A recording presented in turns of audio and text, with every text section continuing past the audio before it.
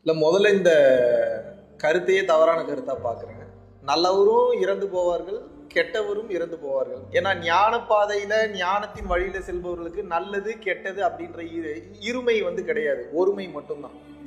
அப்படின்னா எல்லாமே அவன் செயல் அப்படின்னு பார்க்கும்போது இங்கே நன்மையும் இல்லை தீமையும் இல்லை. லாட்ரி சீட்டில் 100 கோடி ரூபா விழுந்தா பெரிய இறைவன் அருள் செஞ்சுட்டாருன்றீங்க. 100 கோடி ரூபா இழந்தவன் அப்போ என்ன சொல்லுவீங்க? இறைவன் சபிச்சிட்டாருன்றீங்க.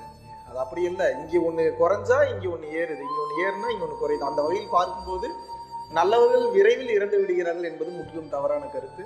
அவரவர் கர்ம பலனிற்கு தகுந்தாற் போல அவரவர்களுக்கு எழுதி வைக்கப்பட்ட விதியை பொறுத்து 3 வயதுல இறந்த குழந்தையும் இருக்கு, 10 வயதுல இறந்த பசங்களும் இருக்காங்க, 20 வயதுக்குள்ள இறந்தவங்களும் இருக்காங்க, 90 வயது வரைக்கும் வாழ்ந்தவங்களும் இருக்காங்க, 120 வருடம் 130 வருடம் வாழ்ந்தவங்களா இருக்காங்க.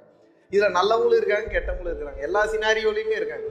நம்ம இது எப்படி பார்த்துக்கலாம் அப்படின்னா, கடமை இச்சை பலனை எதிர்பார்க்காது, தர்மத்தின் பாதையில் தொடர்ந்து செல்ல வேண்டும், எதை பத்தி யோசிக்க தேவையில்லை. அதன் மூலியமா ஒரு சில விஷயம் எதிர்வினைகள் வருதுன்னா கூட அதை பத்தி நீங்க கவலைப்பட தேவையில்லை. ஏன் அப்படின்னா இறைவனின் சட்ட திட்டத்துல இறை ராஜ்யத்துல அது நல்லதா கூட இருக்கலாம், நமக்கு தெரியாது இல்லையா? ஸோ அதுதான் விஷயம்.